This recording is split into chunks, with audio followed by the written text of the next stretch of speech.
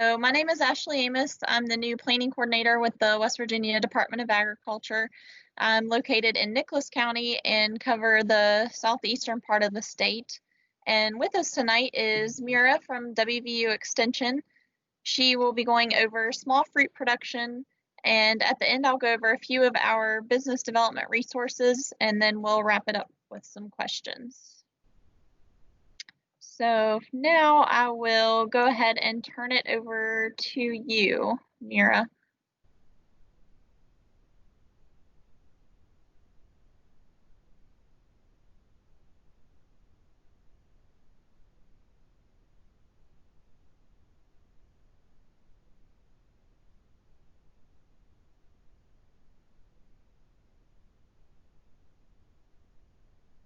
And I think you're muted.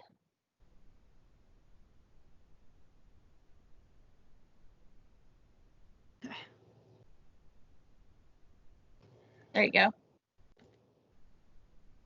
All right.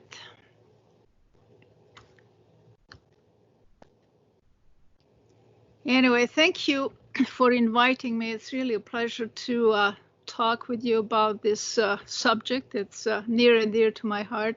It's one of my specialties. And as I said, normally I would talk about the subject for about 3 hours, but I do know that I don't have that much time. So it's going to be basically just an overview of the small fruit that we can grow, and something to kind of think about and either research on your own, or you can always contact me and we can go a little bit more in depth. But today I wanted to touch up on raspberries, blackberries, blueberries, strawberries, service berries, and aronia. So these last two on the list are something that we normally do not think as edible fruit and grow it just for the fruit production, but more in terms of landscape design. Now, let's see, why is this frozen?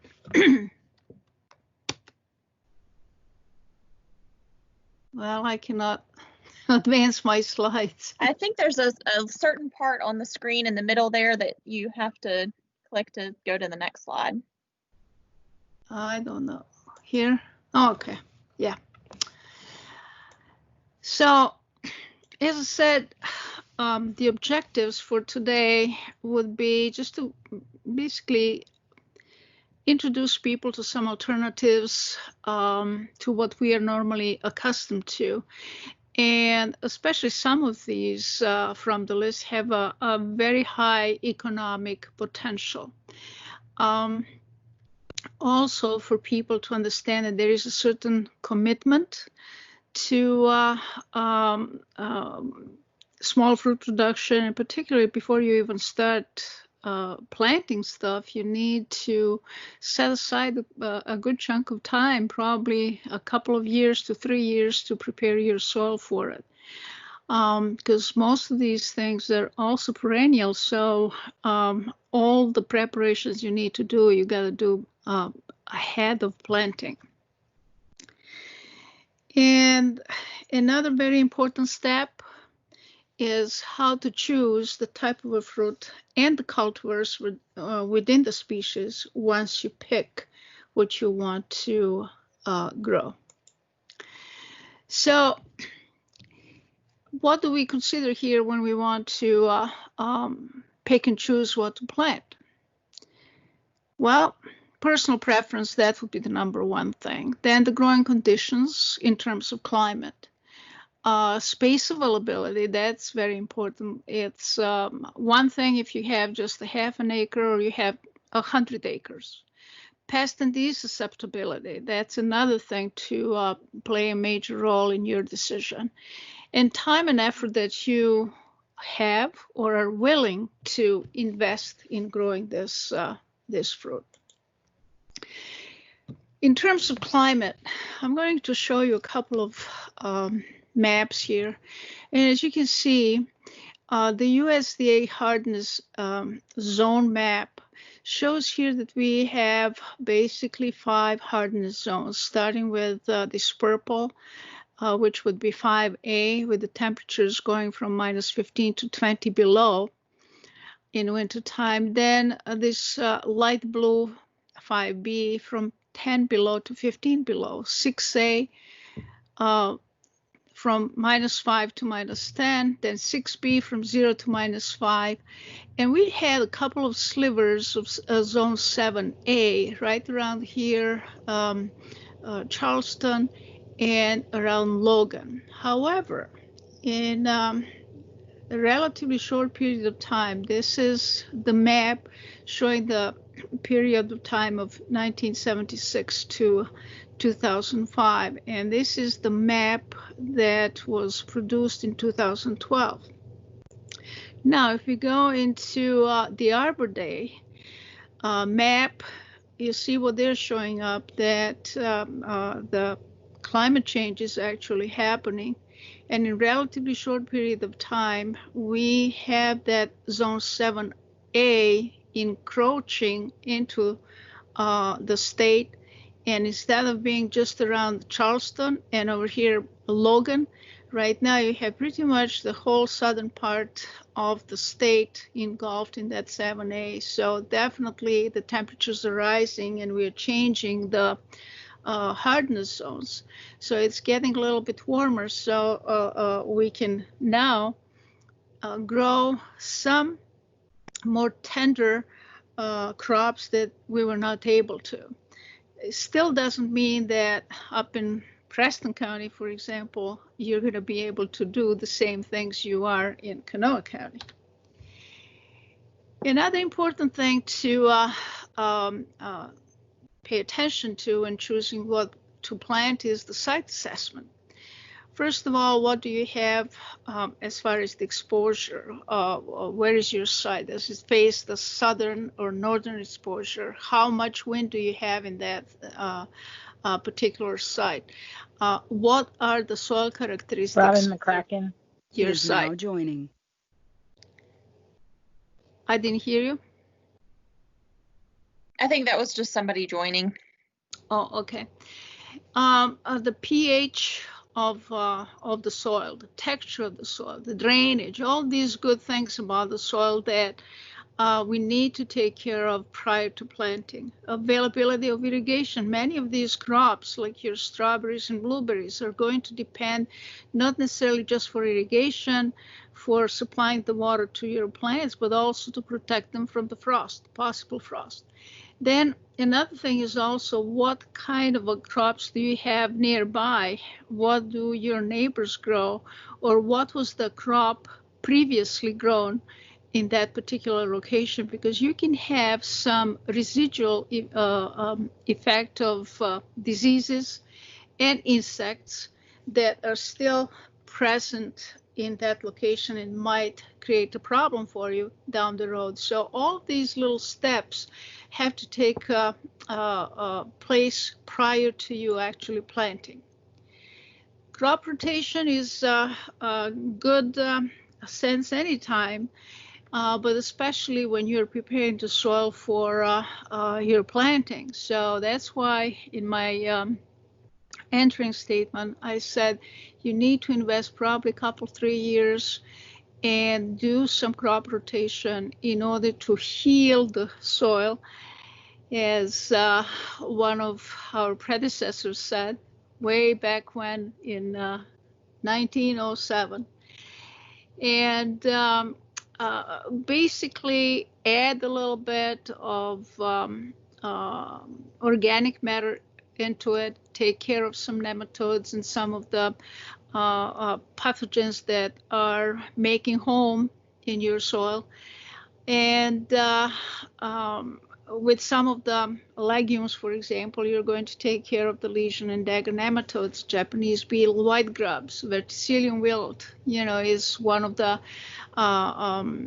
major problems for not just the vegetables, as I have here, tomatoes, potatoes, eggplants, but also for the strawberries, for raspberries, for, other fruits.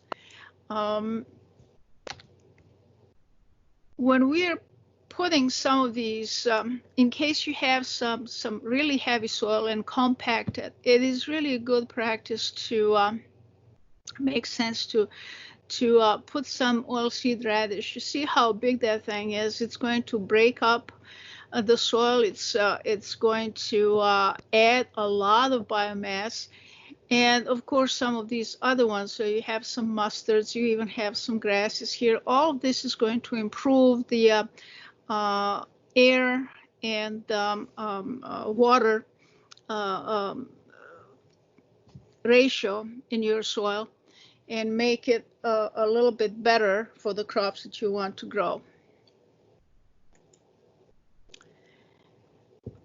Before we do anything, again, you know, the pre-planting would be the soil test. And the major information you're going to get from your soil test is going to be about the pH, the organic matter, the cation exchange capacity, the EC or electric conductivity, the available nutrients in the water solution. So basically all of this is going to tell you how much of the good stuff your soil has, and it's available to the plant by being in the water solution. Do also the nematode test, and especially the dagger and lesion nematodes are the ones that are going to wreak havoc on your crops. And if you need to, all these soil amendments need to be done at least a year prior to your planting. That's in ideal situations.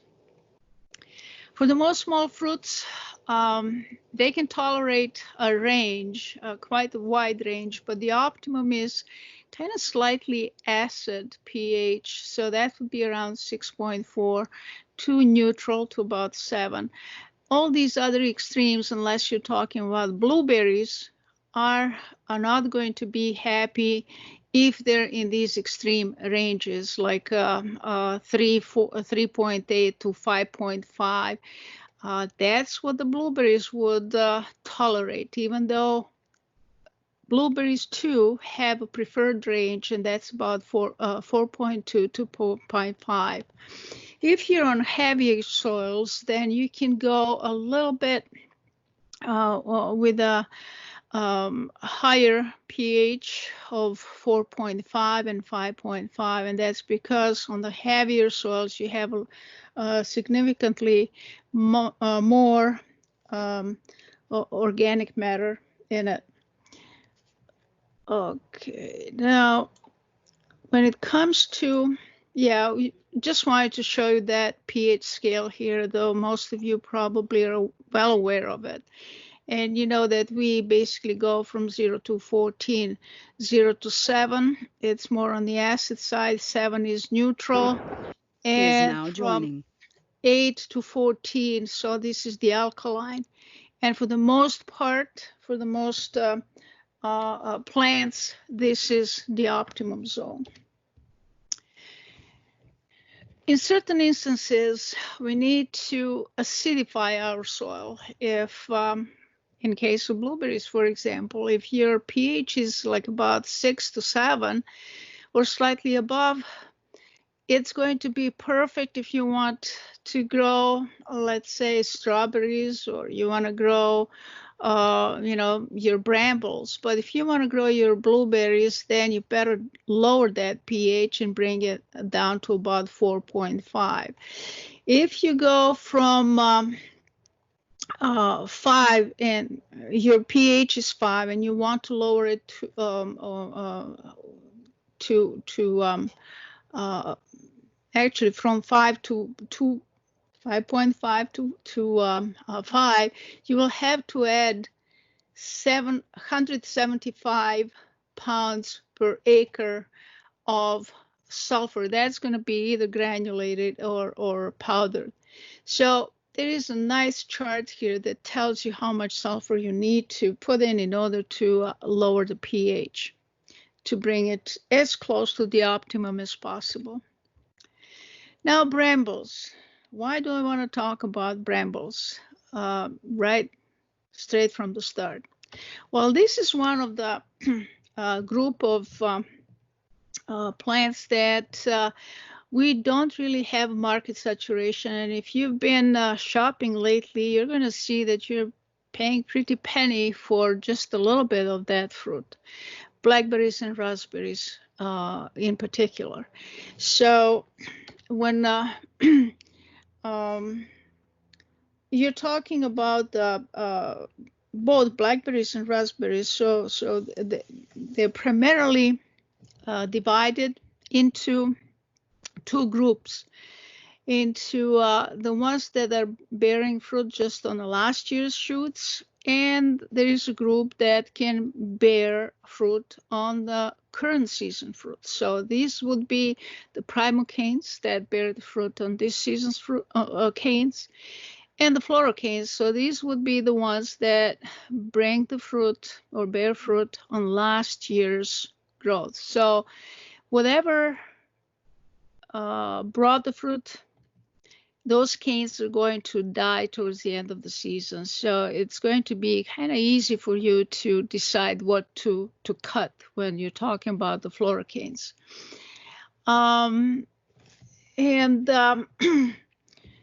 With primal canes, you don't have really any doubts about it. You can just set your mower down about a couple, 3 inches and mow them down. And next season, you're going to have all brand new shoots. They're going to produce the fruit a little bit later in a season, usually early fall. But we'll touch on it a little bit later. Now, based on the growing climate conditions, red raspberries are the ones that are going to tolerate colder temperatures. And so if you're, as I mentioned already, Preston County, if you're in Preston County, I would recommend you grow red raspberries rather than black ones or purple ones, because the black and purple and yellow are much less tolerant to really cold temperatures, and they will sustain significant bud injury at about 15, well, not even 15. Up in Michigan, we had some significant damage at 13 below. So this is definitely one thing to consider. Now, here we have the breakdown to red, black, and purples. And I have given you here just a few of the varieties that we can grow under our climatic conditions around here. So within the reds, Boyne, Killarney, Prelude. So that would be in the early season, ripening season. Then you have Canopy, Emily, Claudia, Titan. That would be mid-season. And then you have the Encore K81-6 and Heritage. Heritage is a really interesting one because that's the one that can bear fruit on floral canes and primal canes. So this is one of the very first primal cane cultivars that was introduced in production way back when. Among the black ones, these are probably the most well-known, the Bristol and Black Hawk in the early season. Then you have the Jewel in the mid-season, and Black Mac Black as a late one. And among the purples, you have the Brandywine and Royalty. So there's the Brandywine over here, and to me, this is not purple. It's more of a red, burgundy type. But I guess when you have a little bit more of that waxy bloom on them, then that gives it sort of a like bluish purplish hue. The fall bearing cultivars are the ones that are producing the fruit on current season canes. Among the red ones, you have the Caroline, the Autumn Bliss, Autumn Britain, and this one here is actually the Autumn Britain. And then you have Polana and Josephine, Heritage, Ruby, and Nova. Among the yellow ones, you have the Fall Gold and Annie as an early one, and this will be mid-season. And among the black ones, you have Niwot, Ohio Treasure. And this Ohio Treasure, and there's the picture of it that Ohio Treasure was introduced in production in 2015. So this is one of the relatively new cultivars. It's very interesting, very productive, and it is definitely one to keep an eye on or grow it if you decide to go ahead and do it. When it comes to blackberries, this is one species right now that is finding its way in some non-traditionally fruit-producing areas when it comes to blackberries, like Florida, for example. And this is example that I found that is basically for Florida. Under optimal conditions, your blackberries can produce over 17,000 pounds per acre. And the strawberries can yield an income of $35,000 per acre at a modest production of 8,000 pounds. However, no, this is a mistake here. It should have been actually the blackberries. Strawberries are among the top species or top small fruit that is grown in Florida, and that's why they're comparing everything to strawberries. But at relatively modest production of 8,000 pounds per acre, and I said under optimum conditions we can have up to 17,000 pounds per acre of blackberries. Here you can add the pricing. And this pricing was stated here under they did a really wide survey, and 58% of participants actually said that they, on the average, they were selling from $5 to $8 per pint, but the lowest price that they were getting was $1.35, and the highest price per pint was $12. So this is the average, and the average range between $5 and $8 per pint, and this would be like the average of the average. So that would be almost $6.50 per pound.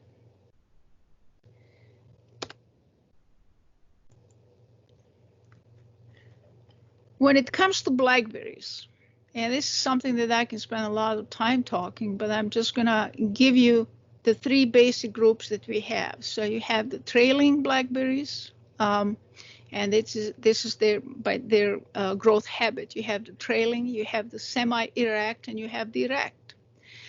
For most of the areas, cooler areas in West Virginia, I would recommend we go with trailing, and the reason being you can easily put them down on the ground, cover them up, and have them survive the harsh winters. This is particularly true, especially when you're going into the more higher elevations where the temperature drop is not but pretty regular occurrence. Semi-erect are acceptable, though, if you have them on a trellis. And we had a significant grower here in Morgantown area, and he had some of these semi-erect ones, and he had a lot of breakage when he would put them down.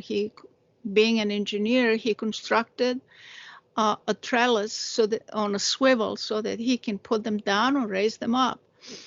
And putting them down, oftentimes with these semi-erects, he had a lot of breakage.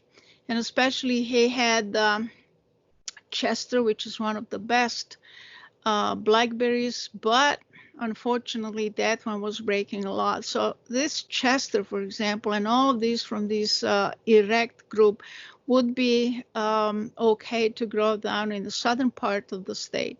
However, as you're moving away from the zone 7A and 6B, you better look into something like, at best, probably trailing would be the best one.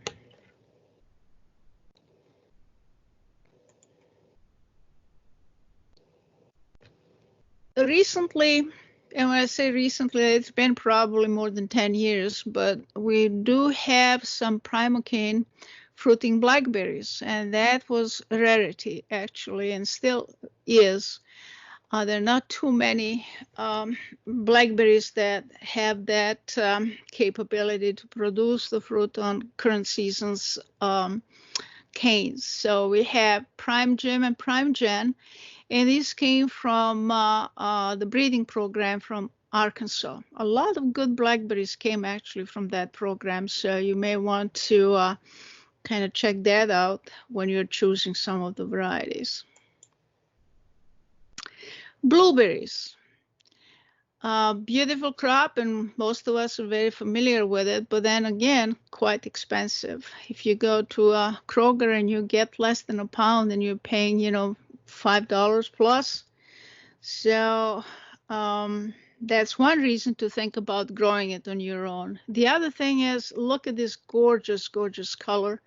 It's much nicer than Euonymus altus, which is very invasive and not native. So go with blueberries instead, and you're going to have the same eye appeal and the same effect that you're looking for in your landscape. And yet you can eat your blueberries.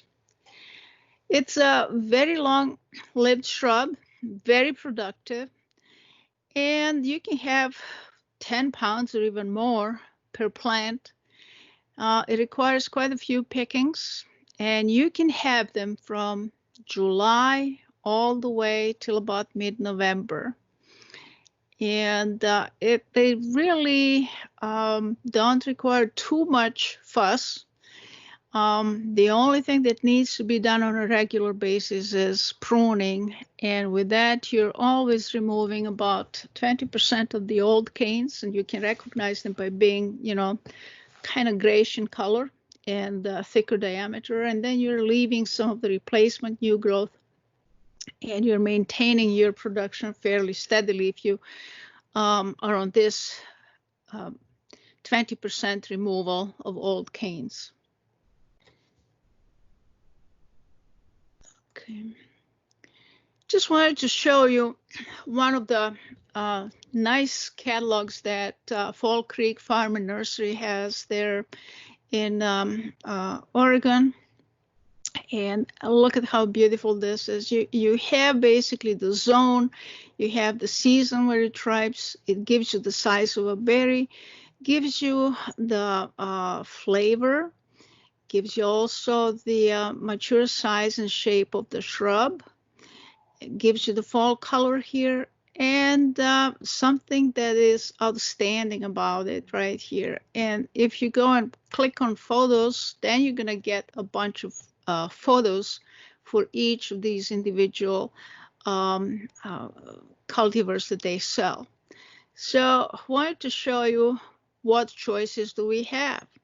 Blu-ray and Blue Jay. Blue Jay probably is one of the most widely grown blueberries. And all of these other ones are absolutely delightful. Look at this, North Blue, North Country. And whenever they have that North in their name, that means that they can withstand fairly low temperatures. And these two happen to be on the late side when it comes to maturity. But the Blue Jay, as I said, and Blu-ray are in Blue Crop. So these are some of the most widely grown cultivars in the United States. Michigan used to be number one when it comes to growing blueberries. Not anymore. I think it's been surpassed by Georgia. Chandler is one that we all like, and if you have seen some of those gigantic blueberries at Kroger lately, that's most likely Chandler. It's really big, just slightly smaller than a quarter in a diameter, so it's really nice and big fruit. These are some of the new ornamentals. They were bred as ornamentals. However, this is edible landscaping. Look at this one. It's not more than about 4 feet or so.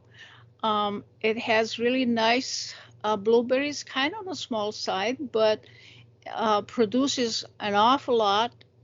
And it could be used as both, just a hedge along your yard or for production. And it gives you a lot of options. Now, you have, on this particular chart, I put it together. I just wanted to put a lot of these most known blueberries that we have, most known cultivars. This is in ripening season.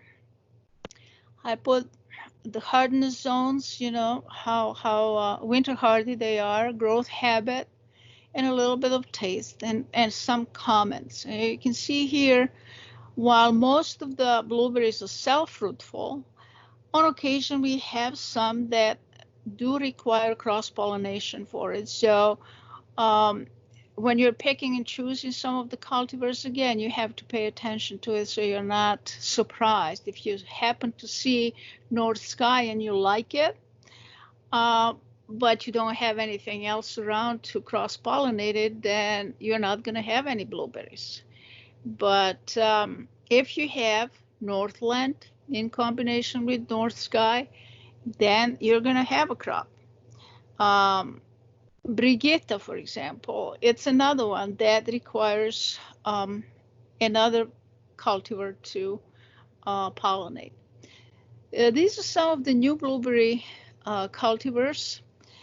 We have the Calypso, very hardy, high chill hours. So that one requires over 1,000 chill hours. And the chill hours are basically the exposure to the colder temperatures above freezing.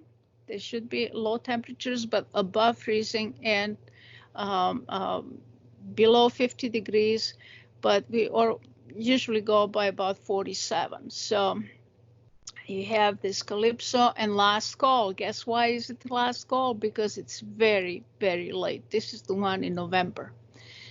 Then we have this Peach Sorbet, bushel and berry, early in July, hardy, very attractive,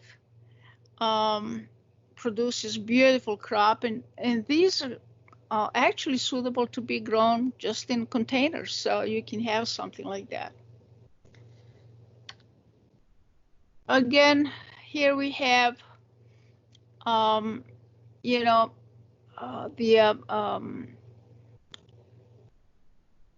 harvest season for Boleta, about a couple of weeks and so forth. So they're also here in ripening order. And even though this is based on the ripening season in Michigan, it's very comparable to what we have here in West Virginia. So I always say what West Virginia loses in latitude, it does gain in altitude. So West Virginia is much higher on the average than Michigan. And to me, at least, was surprising to see that even the degree day accumulation between Michigan and West Virginia is just about identical. Very little differences here. And it's all because of that, higher elevations that we have here in West Virginia. Strawberries, everybody grows strawberries. So I put it there just because it is one that we normally grow and everybody has or had one time or another. I've got to go back. The basic classification of strawberries goes by, when they're ripening and when they produce the fruit. So we have the June bearing, we have day neutral, and ever bearing. The June bearing varieties produce their crop all at once. And they're kind of sensitive to light and the daylight length. So they will produce their flowers and in autumn, and getting them ready for the cropping the next season. And normally it starts in June, and within a couple 3 weeks they're done. These day neutral, they don't really care one way or the other when it comes to day length and daylight. They produce the buds and the fruits and the runners continuously. And they can actually produce the buds and from about 35 degrees to 85 degrees. So they're producing a little bit, but continuously. And then we have these everbearing. These varieties form buds during the long days of the summer and the short days of the autumn. But summer formed buds, flower and fruit in early fall. And then in the fall, they formed the buds for the production in the next year. And so here we're going to be looking into a few examples of those. Let me just go.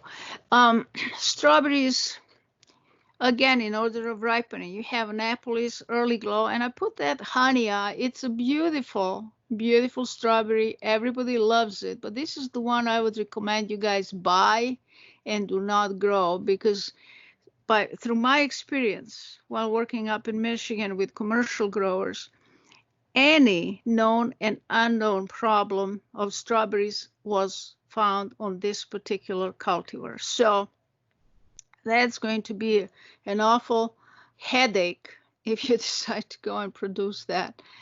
But other than that, it isn't very good tasting, and any other thing, it's very good. These Dar Select and Cabo, these are a couple of relatively new cultivars that I really like, and in commercial settings, in pick your own, these would attract a lot of attention and a lot of people. This particular one is large fruited, and it does have awful lot of fruits on it. I learned something when I was going there, from one of the growers. He said the best time to pick strawberries is before 10 o'clock in the morning. That's when they're the sweetest. Later on, because of the heat and evaporation and the water, they lose a little bit of that sugary stuff in them. So it's these two are really one of the best. Okay, some of these day neutral strawberries, you have several of these are still in trials, but most of them are really good tasting. They produce much less than June bearing, but they produce it continuously. Let's go here. When it comes to care, this is important to remember. In the year of planting and in production years, the renovation and prepare for the winter, strawberry pests, insect diseases. So these would be the basic points when it comes to care. And for the most part, in year one, you don't really want to do too much to them. You don't want to allow them to bear fruit. That's number one, because you want them to develop the strong root system and the strong crowns so that they can produce an awful lot of fruit in years to come. Another important thing about strawberries, you don't want to keep them in the same spot more than 4 years. And why is that? The reason for that is that they will develop some diseases and they're going to start to decline. And so this is one crop where you need to do the rotation, and you got to plant some crops that are not susceptible to the same diseases as they are.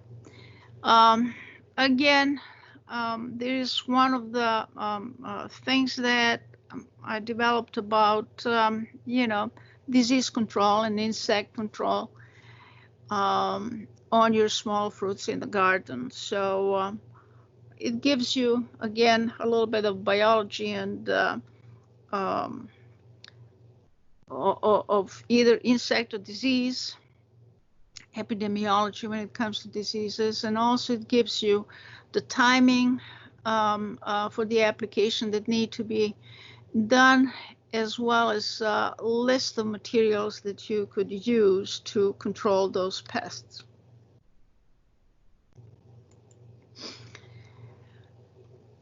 If you have brambles and you have the straw, this is the association that you need to belong. And there is another association just for the strawberries, and it's definitely a very, very good association to belong to. You can find an awful lot of information on their site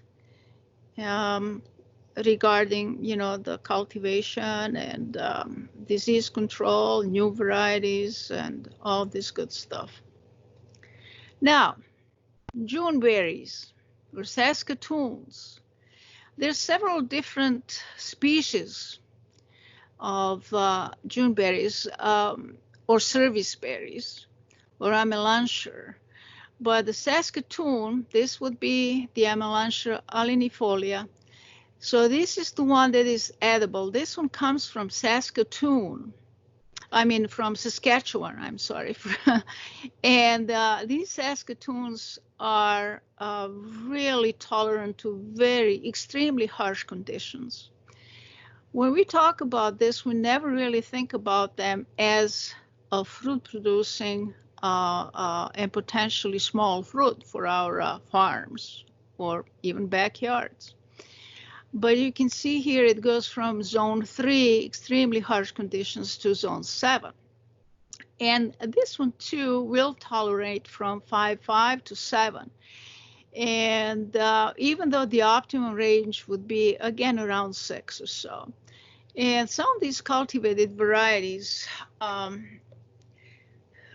can be, from 6 to 8 feet, not inches here, and just as many wide. And they start harvest in June, early July, and it goes for a few weeks, depends on the variety.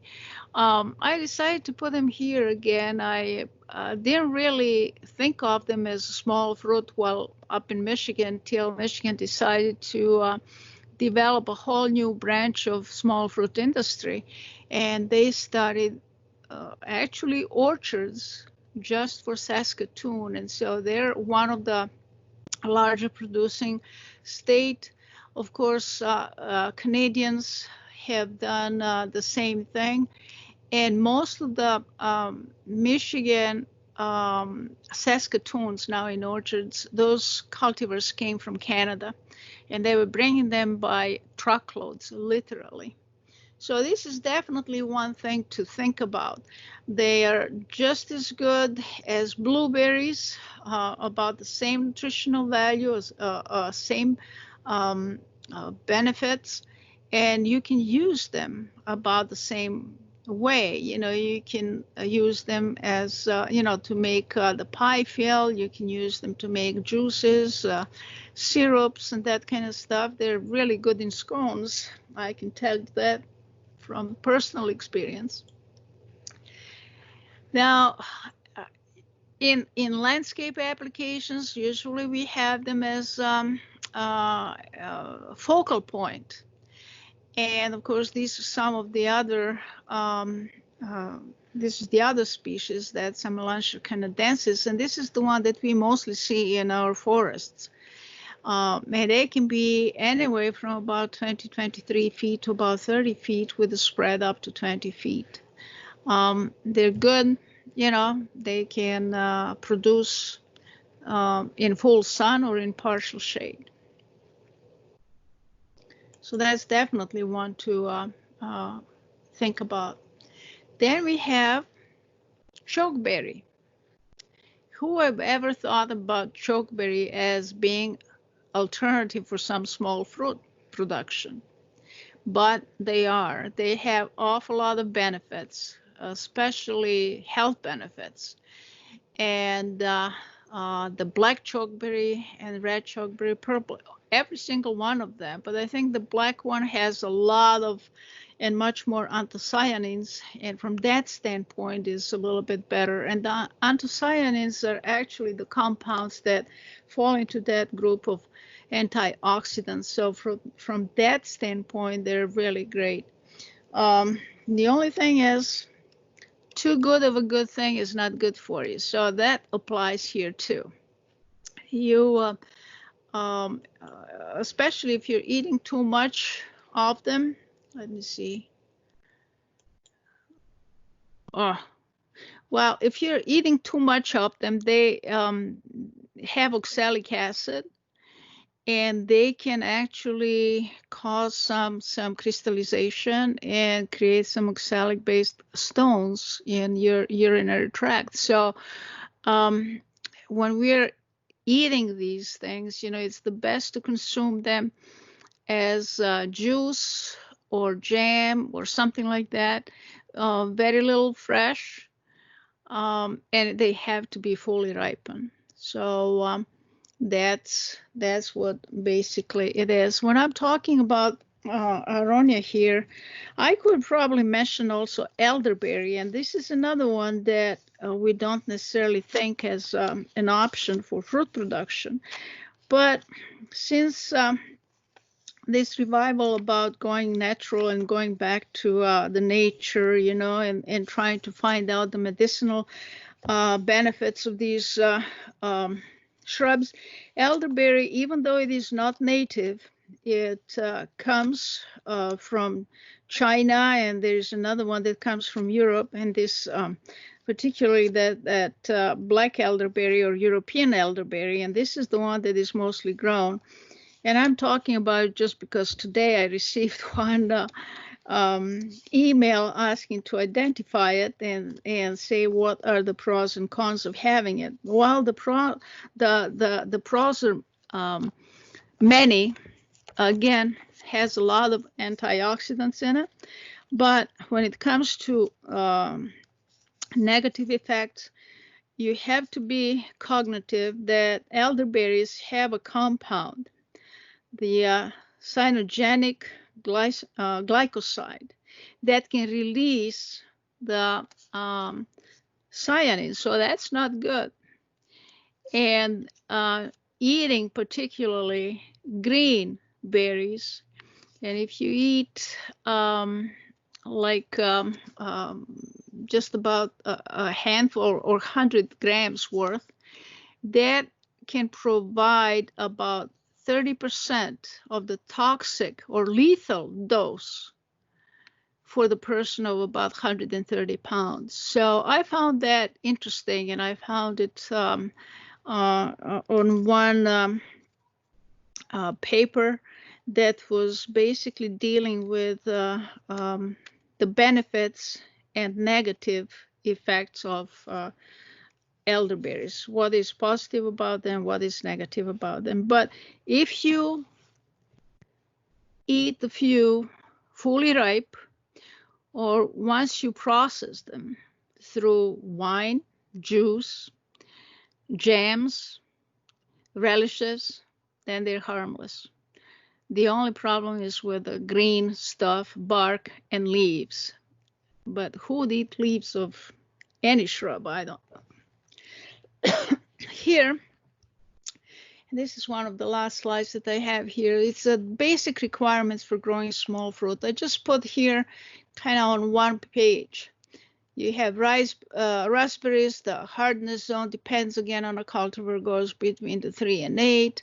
Requires, the well-drained soils, pH between 6 and 7, optimum 6.4. years to harvest on floral canes 2, on prime canes 1.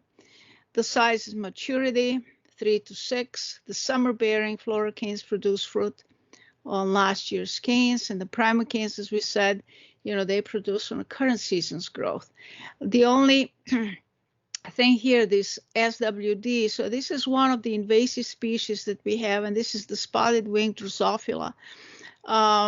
These fruits on primocanes are a little bit less susceptible to injury to spotted winged Drosophila because they produce the fruit a little bit later in the season when the spotted winged Drosophila, it's not that it's not active, but it might be preoccupied going someplace else. So it's not necessarily attacking at the full force.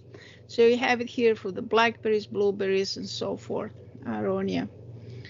And in summary, all of these fruits that I talked about right now are really perfect for a small garden or for the small parts, small farms. This is something that we can grow on any elevation throughout the state. And so we can find the cultivar that is going to be really well adapted to the climate conditions that we are in. And this is something that can provide really great economic benefit to people producing it because the market is not saturated. All this fruit that we are getting through our supermarket chains is coming from someplace else, or at best, it's coming from Oregon. The Pacific Northwest is still the producing the most of these cane berries. As I said, the blueberries, the most are produced in Georgia. And, why not here? We can produce that. It doesn't require too much effort. The most effort is put into harvesting. But, hey, if you have kids, keep them occupied. They're going to keep them out of trouble. Send them out to pick blackberries and raspberries. And that's all I have for you. Thank you for your attention.